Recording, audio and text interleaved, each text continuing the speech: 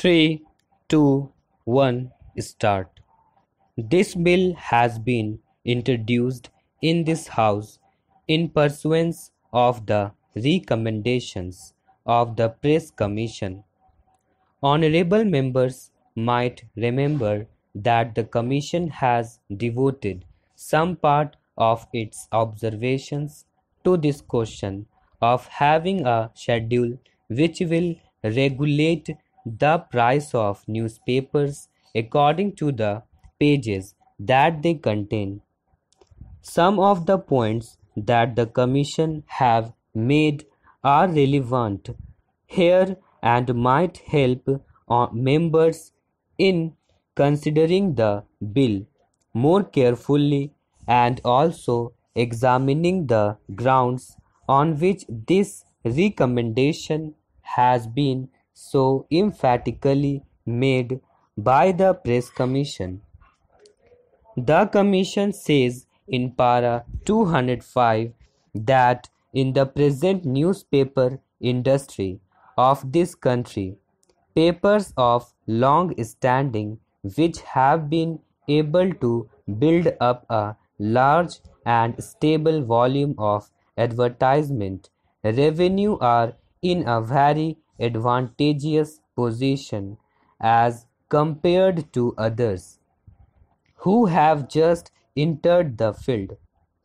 It is true that such economic advantages and handicaps exist in a number of industries, but their presence in the newspaper is not, in our opinion, conducive to the even and healthy development of the press. Newspapers serve as media for the free exchange of information and of ideas. The proper functioning of democracy requires that every individual should have equal opportunity in so far as this can be achieved to put forward his opinion. I have just given a few extracts from the Commission's report in order to explain the underlying idea of the Commission.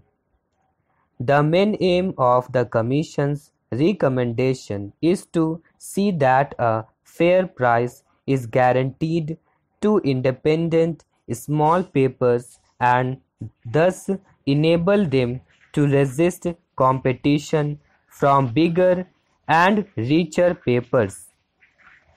It is also to protect such papers against unfair price competition such as exists in other industrial commodities like cornering, price cutting, etc.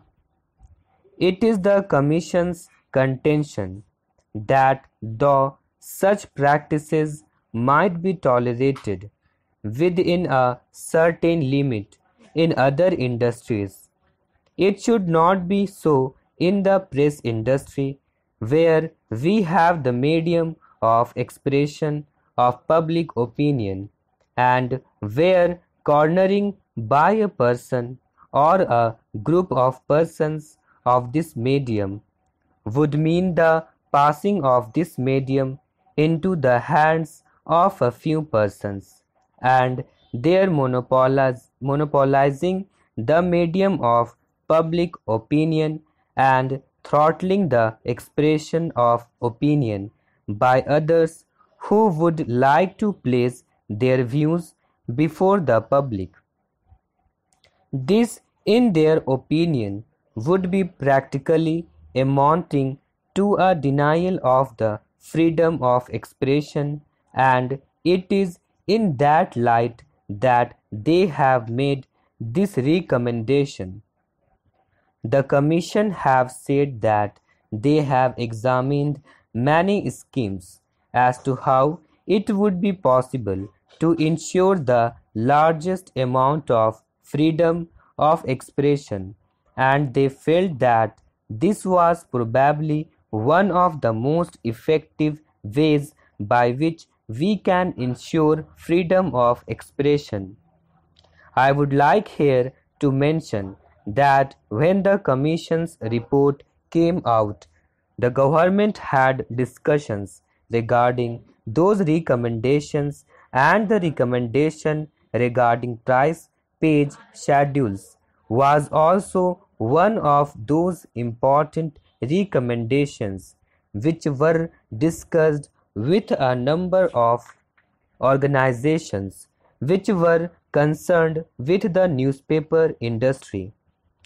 The All India Newspaper Editors Conference, the Indian Federation of Working Journalists, the Indian Eastern Newspapers Society, the Indian Language Newspapers Association, and also a large number of individual newspaper editors and proprietors were consulted.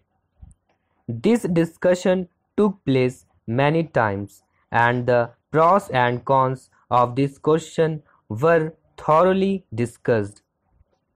We found that the majority of the members were very much in favor of some such legislation and restriction.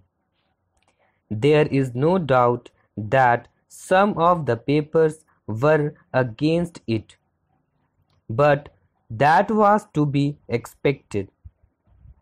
Afterwards came the debate in Parliament on the Press Commission's report, and government found that in the discussion in both the houses there was a very strong opinion, I would say a strong majority opinion, that some such legislation on the lines of the recommendations of the Press Commission should be undertaken by the government. Here I would like to mention one or two things regarding the question of the price page schedule and the pros and cons of the advantages or disadvantages of a schedule. The points in favor of the schedule might be considered briefly. It will tend to equalize competition and also prevent the emergence of monopolies. Secondly, it will also relax the control of big advertising interests on newspapers, and in that sense generally make them more independent.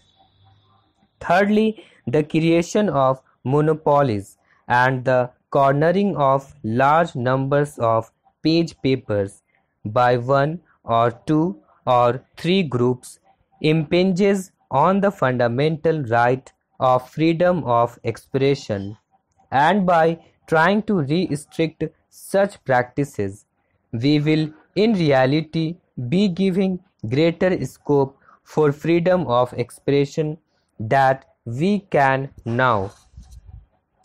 These were the main things which we had in view in the discussions with the newspaper interests. However, in discussing the details of the price page schedule, a number of points cropped up, and we had also before us all the arguments that could be put forward against the schedule. We certainly carefully considered all of them. One of the points which was brought forward was that this was something quite new and was therefore likely to create a very unfavorable press and unfavorable reactions regarding our country in the international world. It might be even spread abroad that India is restricting the freedom of the press. Now, regarding this point, I do not think it will be correct to say that no such restriction exists. Even today and formerly, on a greater scale, in Great Britain, the price page schedule existed and exists. No doubt the object of it might be quite different. The object is to give a more equitable distribution of newsprint, but the control by a statutory corporation of the distribution of newsprint only to papers, if they follow certain price page regulations, is there and has been functioning for the last 15 years or more. In this country, during the war and immediately after, we had the schedule for a number of years